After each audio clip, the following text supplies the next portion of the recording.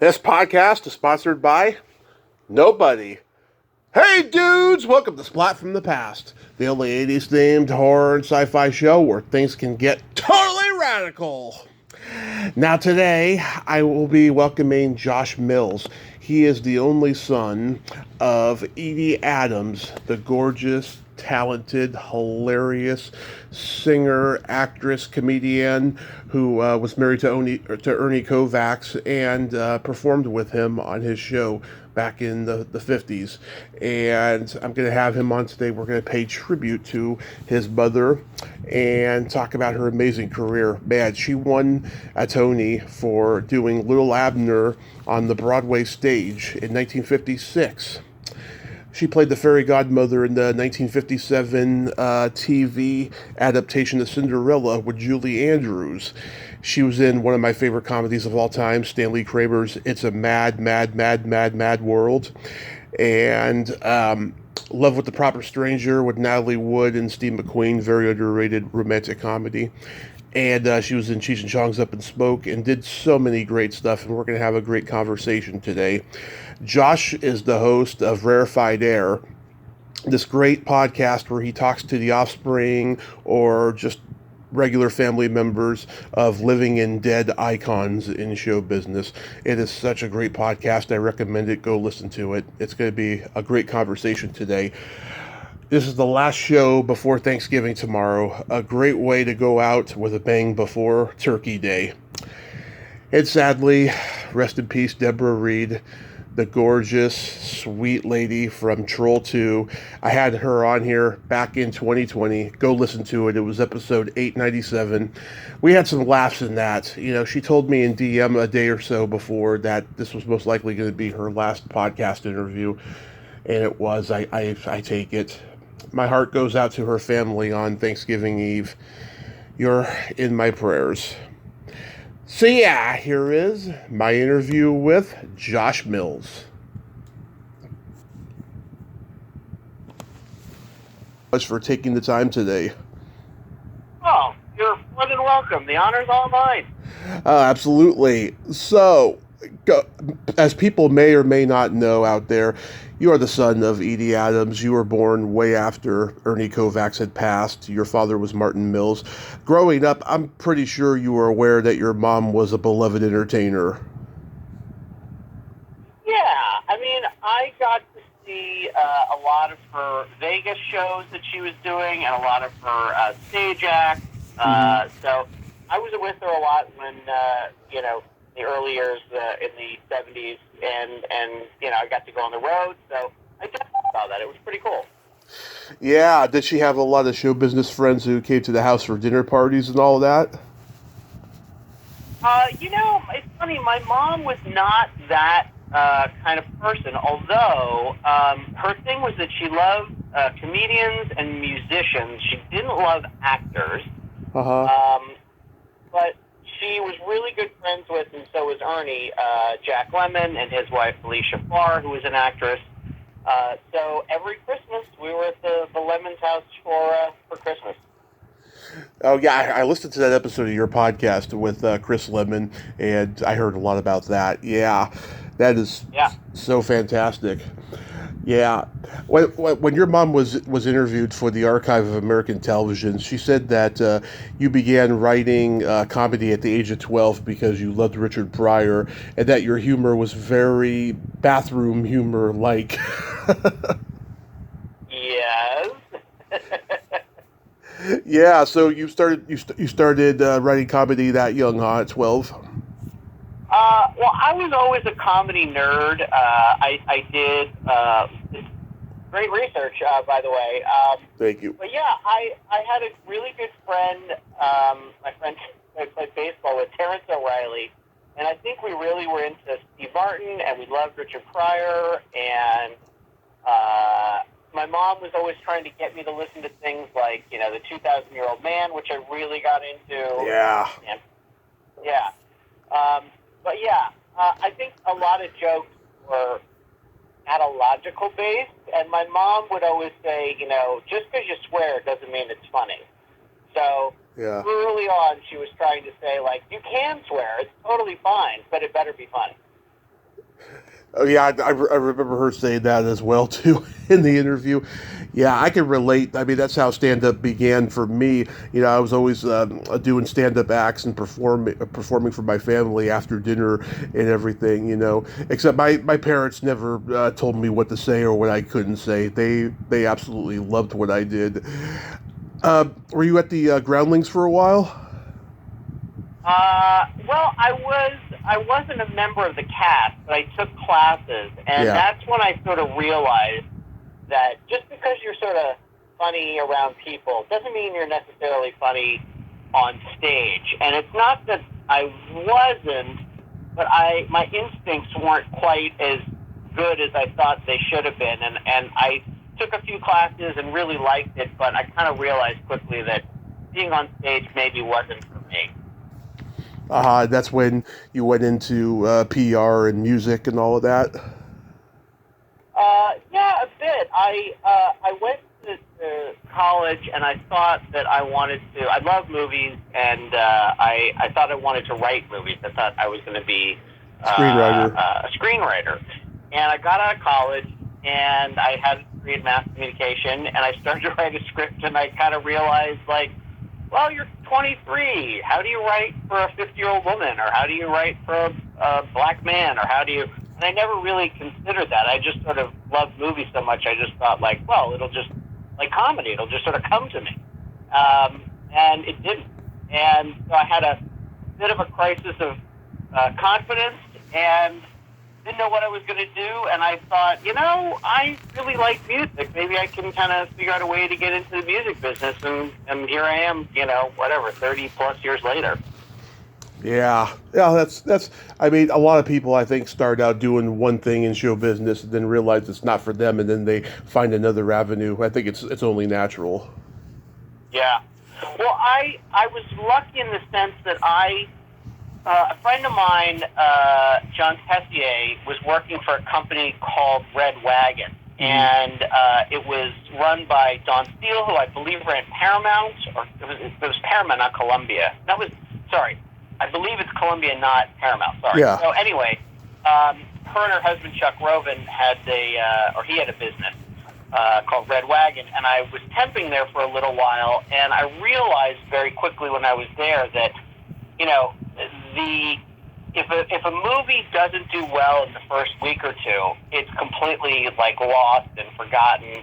Right. And I realized that music really wasn't. It was sort of the same way, but you know, you didn't work on a record for 2 years unless you were, I don't know, Guns N' Roses or something. So you could put out a record in, like, you know, 6 months to a year instead of having to wait 2 years. And I thought, you know, that's a little better in my book. So I like that about it. Yeah, I mean, yeah, if you do a movie, usually you're finished if it doesn't do well. But back then, it seemed like the record companies were a little more forgiving with albums, you know. Yeah, it's definitely changed. And I always worked for indie labels. I never worked for a major label, so it was nice that, you know, it wasn't like, well, the record tanked after the first week, so we're just not going to push it. We really did try and, you know, push some things through, you know, months later even. So you just never know. But yeah, things did change for sure. Absolutely. So going back in time, your mom was born in Pennsylvania, and she spent her whole childhood there, right?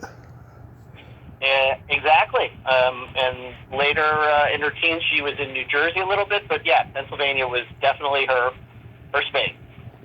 And were her parents in show business? No, her father was owned a hardware store, and her mom was a college-educated woman, and we're talking, you know, pre-World War I, pretty much. And so she was a college-educated woman, but she also taught piano on the side. Mm-hmm. And her mom was she looked like Eleanor Roosevelt, and I think my mom felt that she always thought that she could do more with her life, but I think, frankly, 120 years ago, women didn't have that kind of luxury. And in fact, I think her mom said to her one time something about, like, how she couldn't get a job because she didn't want to take a job from a man. And my mom thought that was like the saddest thing she ever heard, and thought, I'm just not going to be like that. I'm gonna I'm gonna go for it. I'm not gonna hide in the wings. Wow. And her mom got her into playing piano? Yeah, yes, she did. And my mom was really into like dressmaking. She had an aunt who taught her how to sew and knit, and so she was really creative. They were not, they didn't have money, but my mom could create and make dresses if they couldn't afford it, and she was really creative in many ways, actually. So then she attended Juilliard, majoring in vocals.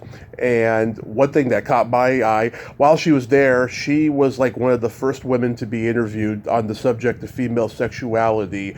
Was that like a college study survey or something?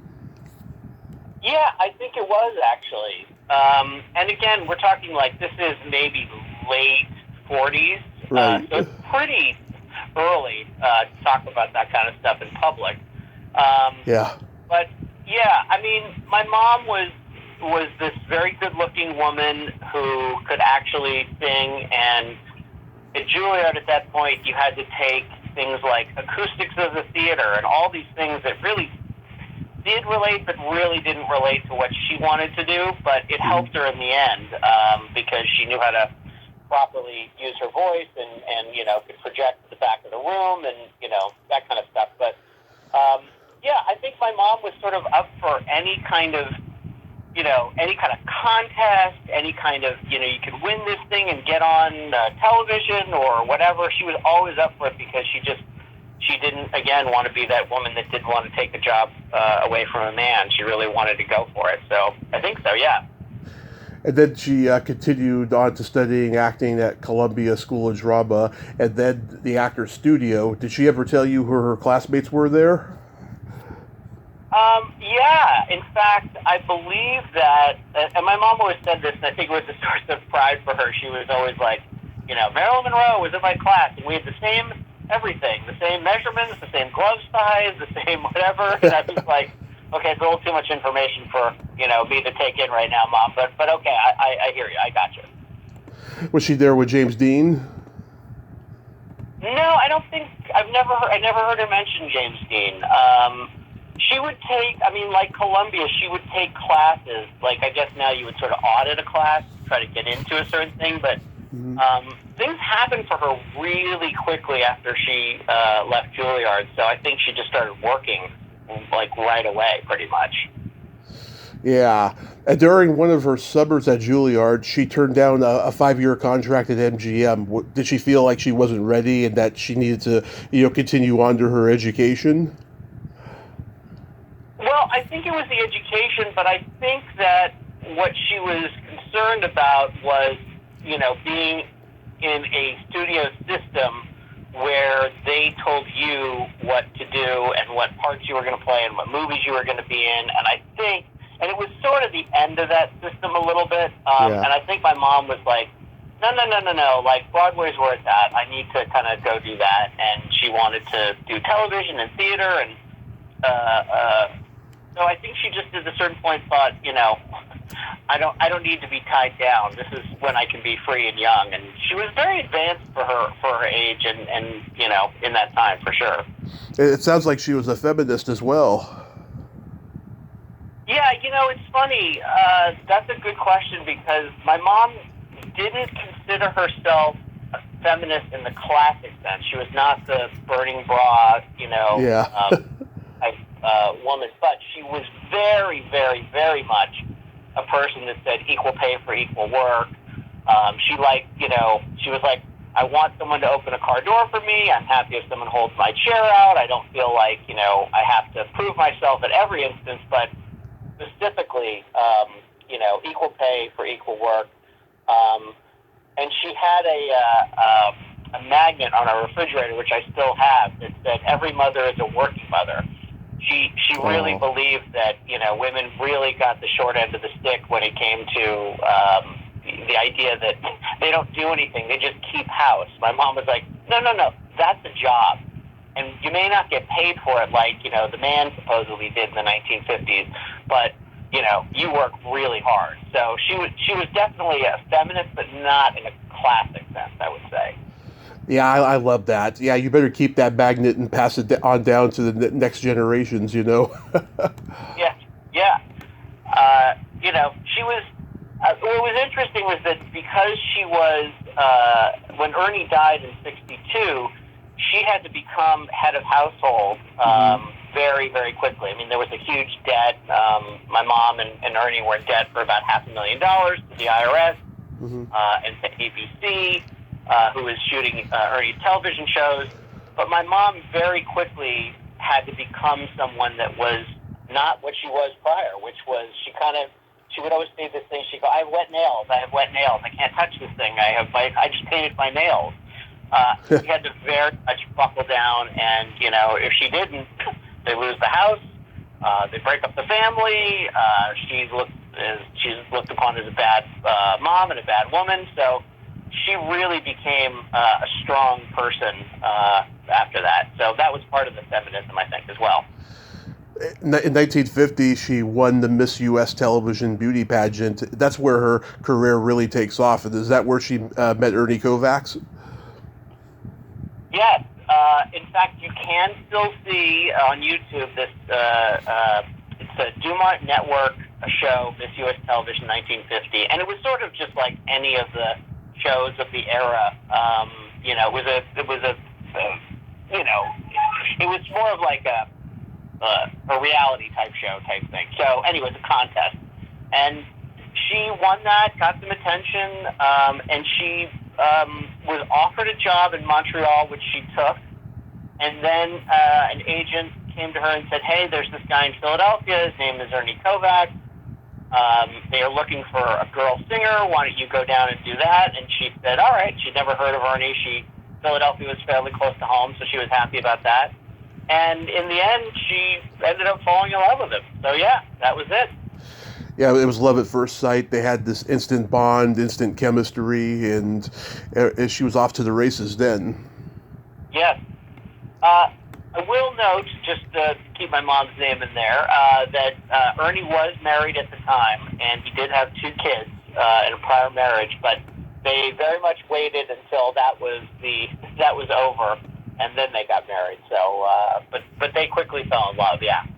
Oh, that's good. Yeah, I've watched clips of the Ernie Kovacs show on YouTube, and it's funny, I wasn't familiar with his comedy, only his name throughout my life, because he's so underrated. Like, a lot of his stuff, hasn't resurfaced, like, Abbott and Costello and people like that, people who are looked at as the pioneers of comedy, and I get asked every day if I'm related to him, and I keep saying, I don't have an S in my name.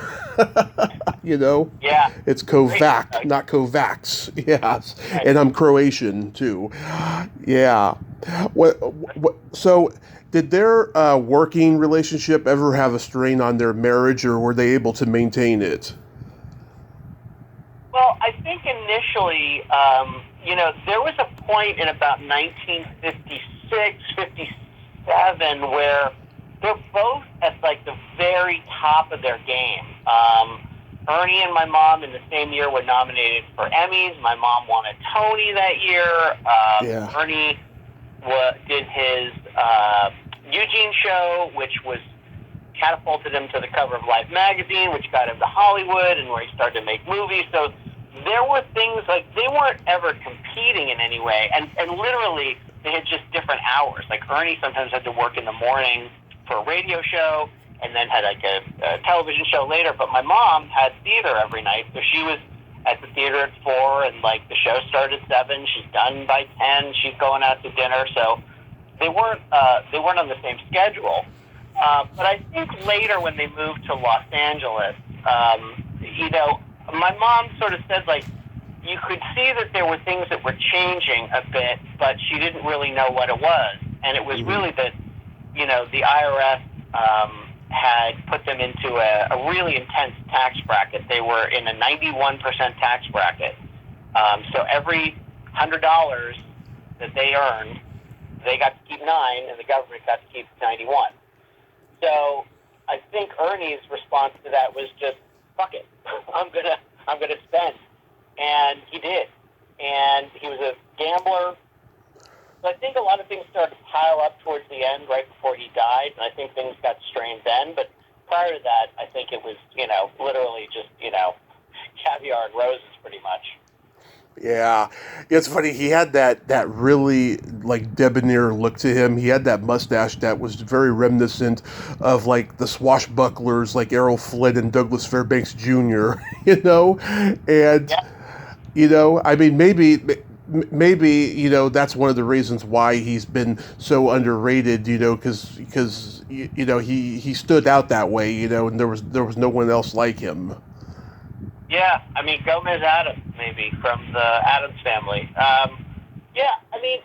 Ernie, the thing was that when he first got into films, he's about 6'2", 6'3". He was a bigger guy. He had a mustache, and he had smoked cigars. So, naturally, they were like, you're the villain. But quickly, he was like, I don't necessarily want to be the villain or the heavy in every one of these films. And it's funny because, like, if you look at a movie like The Indian Fighter with Walter Matthau, Walter Matthau's got a mustache. He's a tall guy. He's a little heavier set, and they made him a heavy because, like, that's just what Hollywood did. They kind of went and looked at you and said, oh, you're the leading man, you're second, you're the ingenue, you're a woman, you're whatever. So I think that Ernie at first, Ernie also, by the way, he died at 42, but he looked the same at like 19. I mean, he was the same guy for about 20 years, and he seemed very fully formed. And my mom said, he could come across, the eyebrows and the mustache and things like that, but he was incredibly gentle. Kids loved him. He always liked making kids laugh. She would tell me stories that they'd be in the car and there'd be a kid sitting in the back of a station wagon making faces, and Ernie would make faces back at them. And he was that kind of guy. But who knows? I think again, the 1950s, early 60s, everybody lived a different code or something. Yeah, and I remember she told Letterman in an early 80s appearance that Ernie once drank gin and tonic out of a fishbowl. That is a true story. She even tells it in her book, Sing a Pretty Song. Yeah, absolutely. Yeah, wow, that's so hilarious. Your mom was a good storyteller. Like whenever she would do interviews, I mean, she was very meticulous in every detail, and just the way she said it, it was just like it was like poetry. The way she told the story. Oh wow, I'm so glad it comes off that way because as their son, there were times I'd be like, Mom, I've heard this story 100 times. Now I'm like, I really wish I could hear that story again. I think that's every, kid whose parent has passed away. You kind of poo-poo everything until they're not there, and then you want it back. Yeah. I saw a clip of your mom doing her famous Marilyn Monroe impression, and she was singing the Ballad of Davy Crockett. Do you know if Marilyn liked her impression? Well, that's a very early impression, and it's really good because it's also just like, it's we talk about comedians being sort of meta or, that phrase that's kind of, whatever, come to the fore, but it was very much meta in 1955, whenever that was happening. So I think that at first, my mom just thought like it was a takeoff, it was kind of just like a thing. And I think at first, word got back to her that Marilyn was a little like hurt by it. My mom felt terrible because she thought, no, I'm you're that famous and I'm trying to, do you. And, I think Marilyn was a little fragile. So, I do think that my mom did it only lovingly. I don't think there was anything malicious about it. No. So, yeah.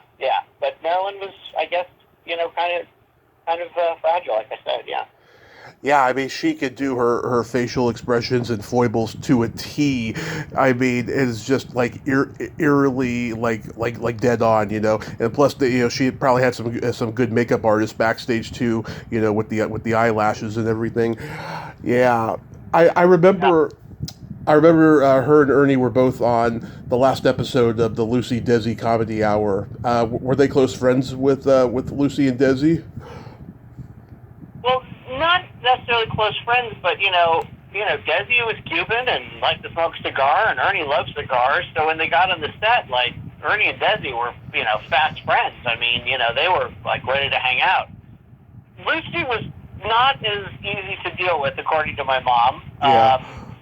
In the end, I think she liked her, but my mom told a story about how, my mom was very meticulous about what she looked like. So when she would show up on set, she would already be in makeup and would have her hair done. She would have someone come to the house at like 4 in the morning or 5 in the morning to do her hair. Mm-hmm. When they got to the set, Lucy looked at her, said hi, and someone from the production said, Edie, we need to talk to you. Lucy said she wanted to do that hairstyle herself, so could you do something else? And my mom thought, okay, I just woke up and I did all this work, but all right, fine, I'll do that.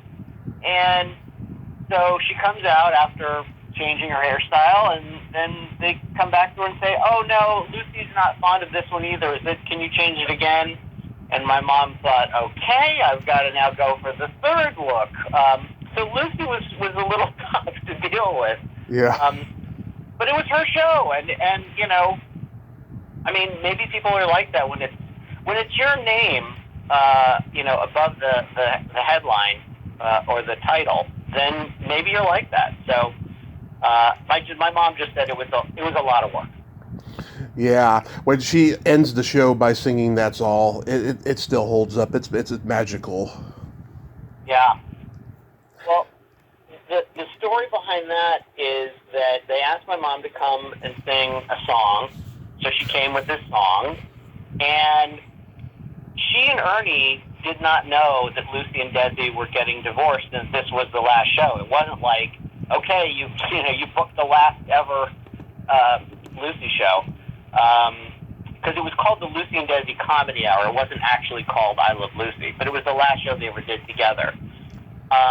And so my mom sings this song, That's All, and when she finished, they yell, cut, and she looks out and, she goes, everyone on the crew, the camera people, the sound people, the production people were crying, and they were sniffling, and she thought, man, I really nailed that song. I did so good. I was just right on it. And then someone took them aside and said, no, actually, this is, the end, and the song sort of summed up their marriage ending without my mom even knowing. Wow. Yeah, and you mentioned before about Lil Abner on Broadway and that she won a Tony for it. That had to have been the highlight of her early career up to that point. Did she prefer the stage the most? It was definitely a highlight. We still have her Tony. Nice. And she wanted to do more plays and more Broadway. She did a lot of theater that was not Broadway. When I was a kid, she was always doing road things. Some were called Bus and Truck, but you would play in Ohio, or you would play, there was a guy named John Kenley who was very famous in Ohio, who brought a lot of celebrities in the 60s and 70s to Ohio and put on huge productions. But she did stuff in Chicago and Florida and everywhere else. So I think she really, really liked being on stage. I think that definitely was her first love, yeah. That's great. You still have her Tony. Do you know if any footage exists of that production? Because it sounds like it was so legendary. It had to have been filmed at some point.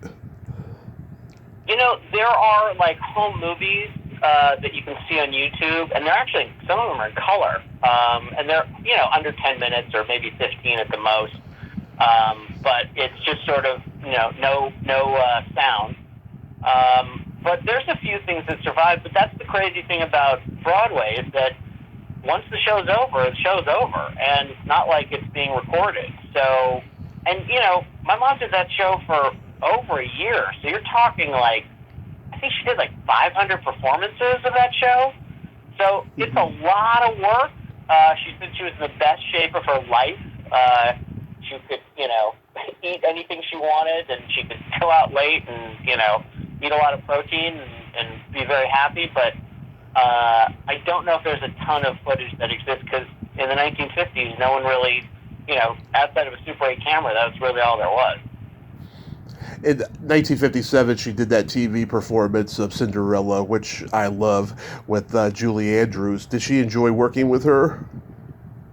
Yeah, she loved it. And that broadcast was seen by over like 100 million people. Like, it was a ridiculous number of television sets that were watching. But it was great.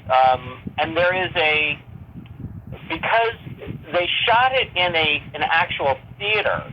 They didn't shoot it in a studio, so they had to, camera changes and the way it was set up was really difficult. And this is like, 1957, like you said, so the cameras were bulky and big, and they had to build platforms for them, and it was a big deal. But in the end, it's live television on stage, and she loved it. Yeah, it's a great soundtrack, Rodgers and Hammerstein.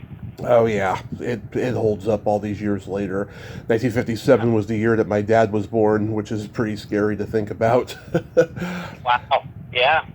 She was a regular on the Jack Parr and Ed Sullivan shows. Was she close to those guys? She liked going on their show a lot, obviously.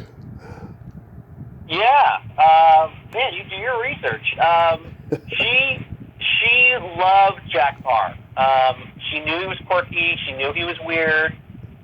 But she was the girl singer, and the boy singer was Merv Griffin. So my mom would have these moments where she would say, like, "Oh yeah, Merv and I, we whatever," and I was like, "What? What are you talking about?" Or she'd say, "I played Vegas, and I played Caesars, and Woody Allen was, Woody opened for me," and I just thought, like, there's no way that happened. Like, that's insane. We've never met Woody Allen. I've never met Merv Griffin. Like. And then I look back on it, and yeah, those were true. I saw it on marquee, and I have friends that tell me about stuff, and it's like, yeah, she did do all that stuff. So it's pretty nuts when I think about it. Yeah, when I look back. Yeah, how did Muriel Cigars come about for her? Muriel was. It's funny because when she died, I think it was Edie Adams, Muriel Cigar Girl dies and whatever. I mean, that was like sort of what everybody knew her for. Yeah. So in the 1950s, when Ernie was alive, there was a company called Consolidated Cigar Corporation, and they owned Dutch Masters. And there was a guy that ran Consolidated named Jack Mogilescu, who Ernie loved. Ernie thought he was going to hate this guy because he was like an ad guy, and why would he sales guy? What could he bring to the table? But Jack was like a guy that read poetry and was a very well-read guy, and he let Ernie do whatever he wanted.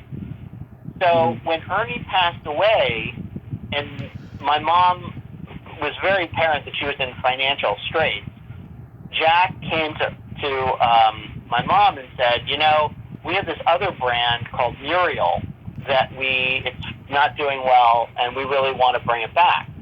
And Jack saved her tush. I mean, he gave her a contract for 20 years. Mm-hmm.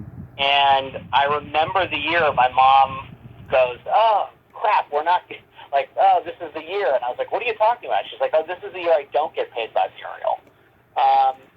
So that came about purely because Ernie had passed away. They also needed a spokesman, and they wanted to bring back the cigar. And the cigar did incredibly well, and it made her, a bigger star. She was seen on commercials forever. Yeah, she had a variation on Mae West's famous line in those commercials. "Why don't you pick one up and smoke it sometime?" Do you know if Mae West was offended by that or flattered? No, I don't know specifically, but what's funny is my mom ended up playing Mae West. Yes. In a TV movie with Jeff Goldblum and Melody Anderson called Between the Laughter. Right. So my mom loved Mae West, by the way. She one of her dreams was to bring this Mae West production, Diamond Lil, to the stage again. It never happened, but I don't know if Mae West was upset with my mom, but I'm sure she was very happy to be remembered. Did your mom have a body sense of humor and swear a lot? She actually, how do I say this? Well, the attitude of if it's funny, you can swear. Yeah. Swear. That was really her philosophy. So she wasn't. She didn't swear very much. I did hear her swear. It wasn't like she was a Pollyanna. Yeah. But she was brought up by very strict Pennsylvania Dutch parents, and I think that kind of played into a lot of who she was later. But it wasn't like anything could shock her. I don't think that was the case. But, right. She was not. Put it this way: she wasn't a kiss and tell person. Even in her book, there's very little, except for one thing that I can think of that was kind of a kiss and tell thing. She just wasn't that person. She just. I also think, frankly, it was a different time. Yeah. We overshare now on social media, and then you just didn't do that. It was your private business, Yeah, I'm finding out a lot more now that so many women and men, for that matter, back then, oh my God, had such dirty mouths off stage in such a wholesome era of entertainment. Like Harriet Nelson. Like, I heard that she used to be in the trailer telling dick jokes to guys and saying the F word in every sentence. I'm like, wow, Harriet Nelson of all people. It's so crazy. Well, she loved being around comics, so, if you're around Milton Berle and Jack Carter and Red Buttons and, Phil Silvers, she heard, I'm sure the set of It's a Mad, Mad, Mad World was filled with ridiculous stuff. But that was sort of like what happened on set, and, that, it wasn't like, I don't know if it played over into her life. I do remember one time I was complaining, and I think she was just tired of hearing me say something, and she just turned around and she was like, "Josh, would you shut the fuck up?" I was like, "Oh my God, my mom said fuck to me." So that was a fun one. That is so awesome. Oh my God. Yeah, I always wanted to know, how come that Jeff Goldblum TV movie, Between the Laughter, is like the only movie that's ever been made about Ernie? That's a tough one. I say this all the time. Ernie died in '62, and it's still all of his stuff except for one show was in black and white. It's pre-Beatles. It's pre-pop culture as we kind of see it. So I think that people look at that as a little like old or whatever. But I do think that there's always been interest in something like that. It just never has really come to fruition because Ernie was just a larger-than-life character, and he burned really bright. He only lived to 42. He packed a ton of life into that. Didn't take shit from anyone. Mm-hmm. Basically told the networks and the advertisers, like, okay, if you want me to do what all these other guys are doing, I'm off the set and you can put on a Western because I'm not doing it. Yeah. And he was very much an iconoclast in that sense. He just didn't, and he wasn't, I always talk about the fact that Ernie wasn't a huge ratings guy. Like, he wasn't Milton Berle or Ed Sullivan, or he didn't get huge ratings, but he got a ton of press. Mm-hmm. All the networks wanted him on the network at one time or another because he would bring them press. Yeah. So they kind of kissed his ass because they knew that, like I said earlier, he was on the cover of Life magazine. How many people could say that? It was a big deal. So that's the kind of attention that Ernie brought you at that point. Yeah, I think in a lot of ways he set the stage for the Smothers Brothers later when they were pissing off CBS and being very, countercultural and everything. Yeah.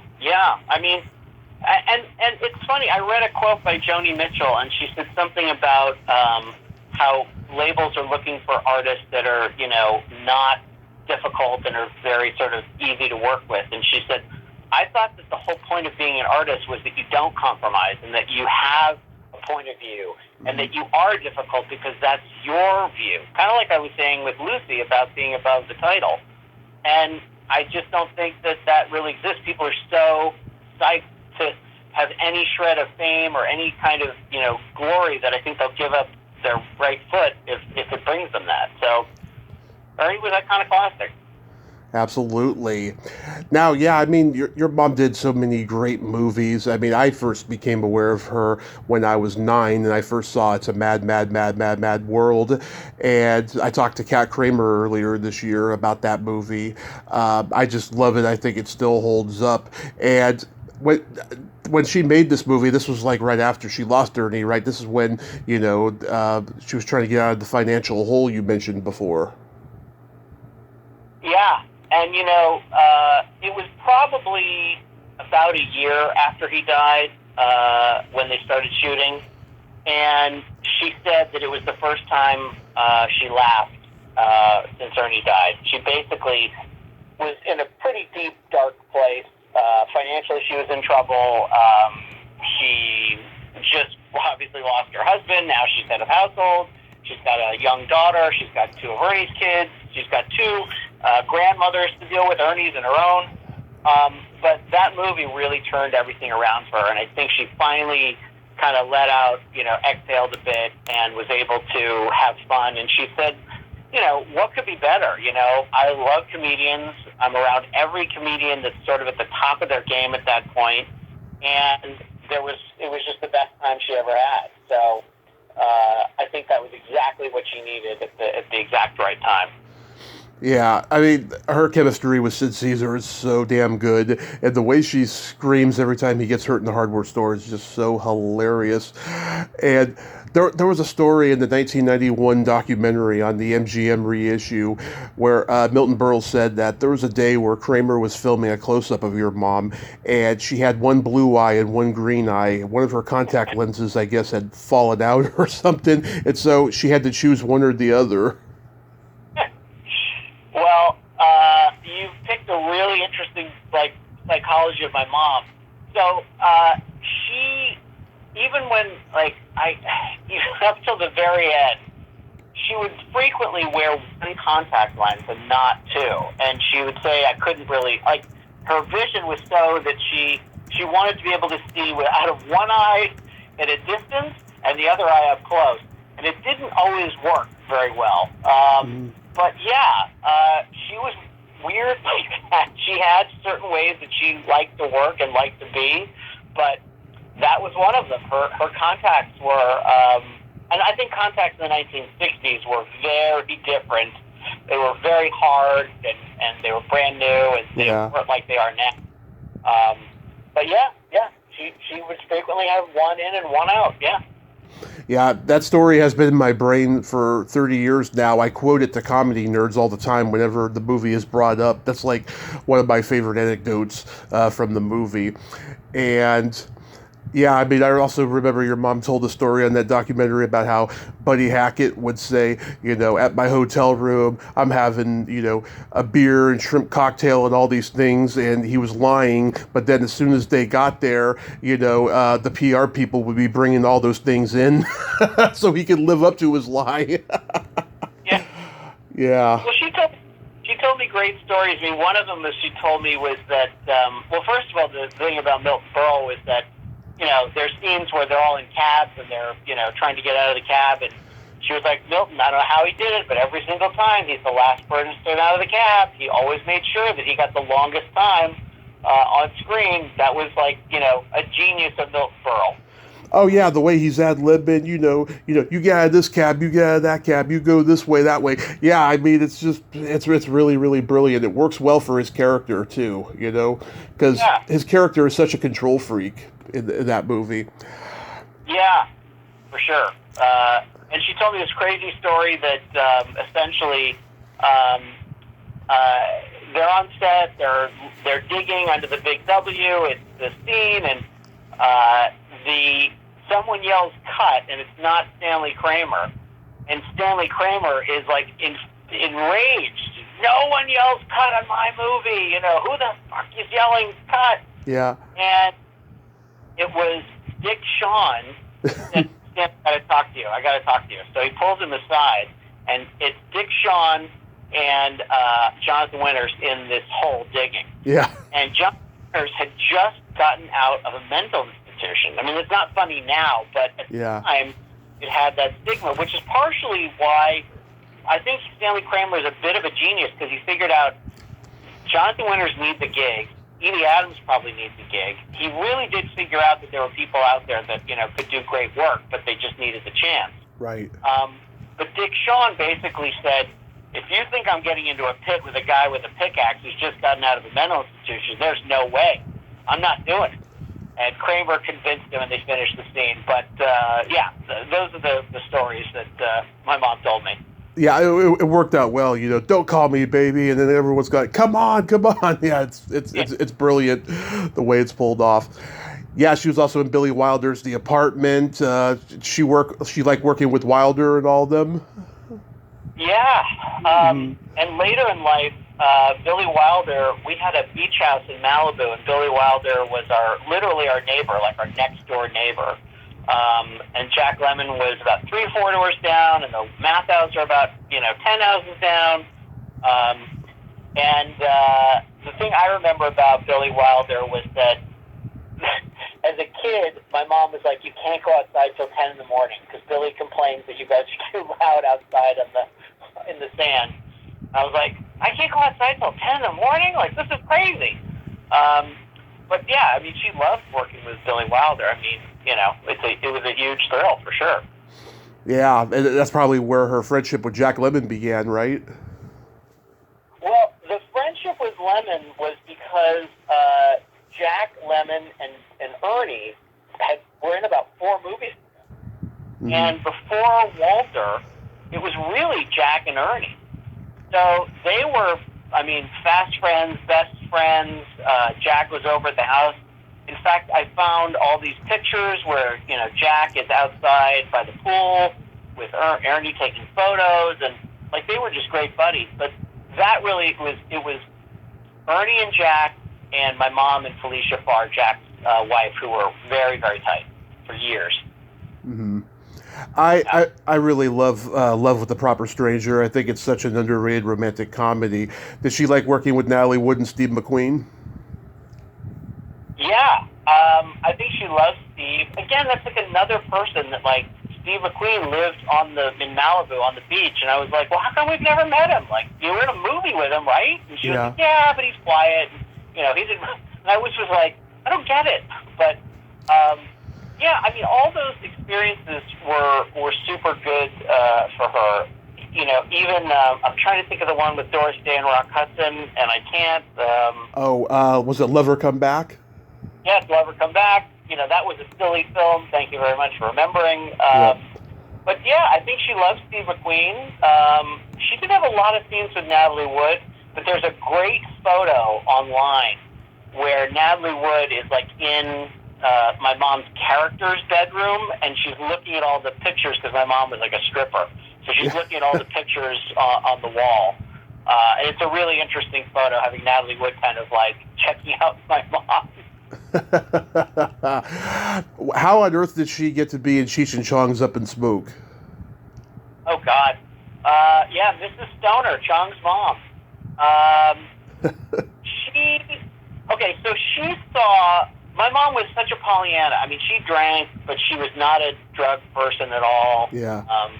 But she felt like Cheech and Chong, unlike a lot of comics of the era, were kind of going back to, Abbott and Costello or Laurel and Hardy or just comedy teams in general. So she really felt like, okay, they're doing something that is sort of a lost art at this point, but also the fact that she really wanted to be like the Margaret Dumont character for the Marx Brothers. She was like, I can be the straight person. I can be the one that's completely offended by everything that you're doing, and oh my gosh, and then you could be crazy as you want to be.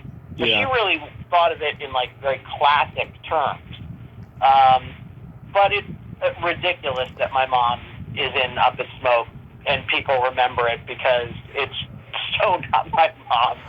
I had Tommy Chong on a few years ago, and I wanted to ask him how she came to be cast, but that was just one of many questions I didn't get to ask because he told so many stories I didn't even ask for, and I enjoyed them immensely. The guy's a legend, so I just let him talk, But I remember her especially from that. It seemed like as she got older, she did some edgier stuff, like she did The Happy Hooker Goes to Hollywood.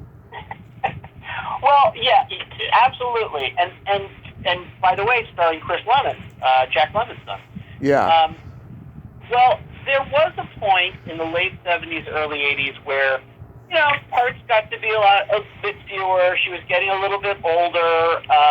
There was a lot more, Fantasy Island, Maddox, policewoman, that kind of a thing. So I think at a certain point, it was more just like, well, it's seen by a lot of people. I got to do this. But she made a terrible movie. She hated it, called The Racket. Was in as well. The only starring role for Bjorn Borg, I'll have you know. I remember that movie. Yeah, it's a tennis movie, right? Yeah. Yeah, I remember it. It's got Tanya Roberts and Bruce Kimmel, who I've had on. Yeah. It's not good. No. But it's hysterical, and it's. I still have a poster of hers. It's kind of like a cartoon poster, film poster. But yeah, there were some lean years. I'll say that that happened. Yeah. So, I love your podcast, Rarified Heir. How did this idea come about? Oh, thank you. That's very nice of you. Absolutely. Very kind. So I think for a while I was sort of I didn't want to tell people who my mom was. Not that people would even know at that time, but I just sort of felt like, I just didn't really feel comfortable with it. And my friends knew who grew up with me, but older friends like college and whatever didn't really know. But when my mom passed away, I kind of felt like Ernie's gone and my mom's gone, and my father, who was a photographer as well, and he was an agent, he knew a lot of celebrities. I felt like if nobody talks about this stuff, it's lost.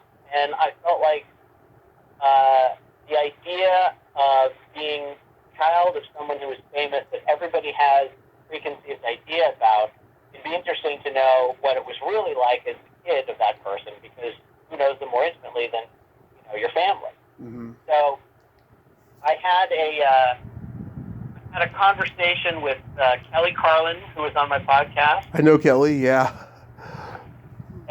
And she basically just said to me, she told this crazy story about being in Hawaii where her parents were vacationing, and they had dinner with Sammy Davis Jr. and Steve and Edie, and I thought to myself, I was not at that dinner, but I've been at plenty of dinners like that.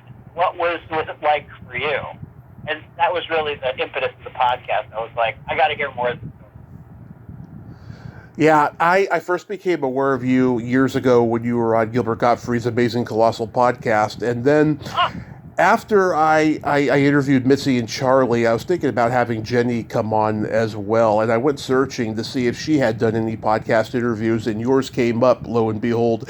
And I've been hooked on Rarified Heir ever since. I especially love that episode because you two are like brother and sister. You can test her boundaries and make her laugh. It's so fantastic. I enjoy that episode a lot. Oh, thank you. It's so kind of you. In fact, I'm going to see her and Arnie Wilson, who I grew up with, and Shantae, all on the podcast. We're going to see each other in January for a lunch again. So, yeah. Sure. Oh, fabulous! Yeah, I'm trying to make Carney Wilson happen on the podcast. I'm a huge fan of Wilson Phillips. I had Wilson Phillips' first album on cassette tape when I was 7, and all the boys called me a girl, and it was worth it. That's how much I love their music. Yeah, let's see. The people you've had on that I've interviewed are like Kelly Carlin, Holly Dexter, Precious Chong, Sarah Ballantyne, Sarah Karloff, Victoria Price. I can't believe you got Victoria to swear because she was on here twice and was G-rated the entire time. Yeah. But do you have any favorites so far that you've had on? Well, it's interesting. They're all kind of different. There's ones like, Jenny and Carney. With Carney, I talked about some pretty intense stuff, I will say that. But there's some that are just completely irreverent and funny. There's actually one that's up now that's an horror episode with this woman, Lily Hayden. Yeah. And yeah, her mother was a stand-up comedian named Lotus Weinstock. Lotus Weinstock, yep. She died young, cancer, very sad. But she was basically the woman that opened the Belly Room at the comedy store. Yeah. At the comedy store. Yeah, and really, and talks about her father, very mysterious, kind of dark figure. And she does not hold back, and she tells everything about him, and it's pretty intense. And I really felt like I'd never talked to her before. I didn't know her, but once we started talking, it was very much like she really opened up. And I said to her, "I'm going to ask you some pretty intense things." She's like, "Go for it." I was like, "Okay, here we go." Wow. I got to listen to that episode. I mean, I had a friend who interviewed her on another podcast to talk about Easy Money with Rodney Dangerfield, but wow, I got to hear that one. I haven't heard that one. Yeah. Have you reached out to like Jennifer Edwards or Kat Kramer? Jennifer Edwards, I don't think I have, and I probably should reach out to Kat Kramer. I don't think I have. But it's so crazy because there's so mmany people, like you just brought two names up where I'm like, that makes perfect sense. Yeah. Haven't done. And then there's times where I'm just like I'm going to talk to, at some point, Ileana Douglas. Oh, yeah. Melvin Douglas. I'm trying to get her on here, too, yeah. Some things come really easily and some don't, but those are two good suggestions, yeah, for sure. Yeah, I love Jennifer. She's actually my favorite of any offspring of any legendary person I've had on because she knows and loves the fact that I'm a true fan of her father's movies. I think he was the greatest comedy director there ever was. And she feeds off my enthusiasm and my energy whenever we talk. And Kat, yeah, I love Kat as well. She's so quirky and so awesome. And yeah, I mean, let's see. I could recommend Margot Avery, the daughter of character actor Val Avery. She's got great stories. Deborah Thalberg, who of course is the granddaughter of Irving Thalberg. She's got some good stories. Not a lot, but she's got some good ones.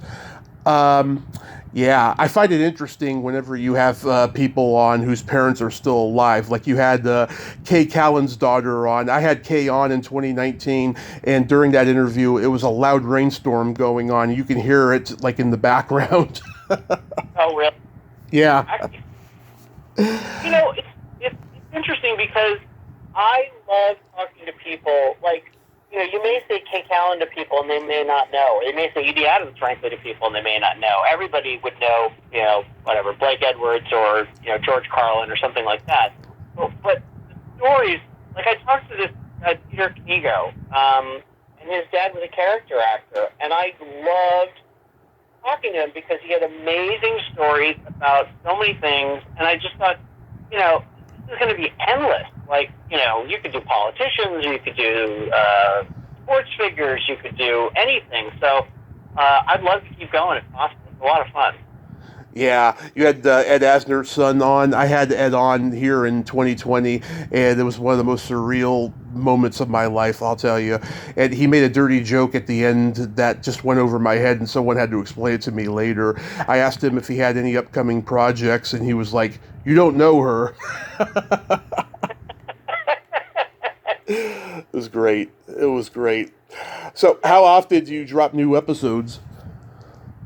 Well, I, for a very long time, was keeping up at once a week. But since the Ernie Kovacs book that I co-wrote with Pat Thomas and Ben Modell came out, it's been really hard to focus and concentrate. But now that's slowing down a bit. I did my last event, I think, for a while last night, and I'm able to start up. And I've got one with Pamela Dillman, whose dad was Bradford Dillman, coming. Ooh, nice. Donovan Freeberg, whose dad was Stan Freeberg. So those are the next two big ones coming up, and I'm psyched to get those out there for sure. Yeah, I love that. That is so awesome that you got this podcast. I just think it's so original. It's so clever. I mean, there's a lot of entertainment podcasts that have like a single theme. And this is probably one of the most original ones, I have to say, and I mean that, Josh. Oh, that's so nice of you. I mean, I got to tell you, it's so funny. I did it as a lark. I'd never done anything like this before, and I really enjoy it. I mean, I can do everything on my own except edit it, but I book it, I record it, I come up with the questions, I do all that stuff. It'd be really nice to have a budget and to be able to do it with help, but I love doing it. Great, thank you you're very nice. Thank you. Absolutely. And so everything's all good in the hood for Thanksgiving. I'm sure this time of year can be sad because you're thinking of your mom. Yeah, it's interesting. A good friend of mine, Josh Bogage, who I've known since I was about 22, 23, just texted me and he said, I really miss Thanksgivings at your mom's house. And it made me think about the fact that my mom, every year, we would have I went to college in Boston, I went to Emerson, and I had a lot of friends who didn't go back for Thanksgiving, so I had a lot of friends from Boston that stayed out in L.A., and my mom would host this huge Thanksgiving where she would cook, she had some help, but she cooked, and all my friends would come over, and it was every year we did it for probably a decade, and my friend was just it was the best Thanksgiving they ever had, and I do miss that stuff because it was a lot of fun, and it was a lot of work for my mom as we went from 12 to about 15 to about 18. It got to be a lot of work for her, but she was great and she was up for it. She loved having people over. Yeah. Well, she left behind so much great work, and I thank you, Josh, for coming on today, and I hope you and your family have a happy Thanksgiving, Merry Christmas, Happy New Year, and be safe out there. Absolutely. Thanks so much, and way to go on the research and letting me blab on, and nice words about the podcast. You're very nice, Tommy. Thank you. Absolutely. I'm a true fan, I've always loved your mother's work, it was my pleasure, and thank you so much. Sounds good. We'll talk soon. Talk soon. Bye-bye. Okay, thanks. Bye. Thank you. Well, there you have it. Josh Mills. What a great guy, huh? Oh my God. He obviously loves his mother, and, he's got great stories about her, and he's keeping her legacy alive, and Ernie Kovacs as well. More people need to be aware of what a comedy pioneer Ernie Kovacs was. So on Black Friday, I will be dropping an Ask Tommy episode of this show where I ask frequently asked questions from guests and listeners, on air, off air, and it'll be a fun one for you guys. Well, until next time, this is Tommy Throwback Kovac saying there's no shame in living in the past because the present sucks. Later, dudes. Happy Thanksgiving.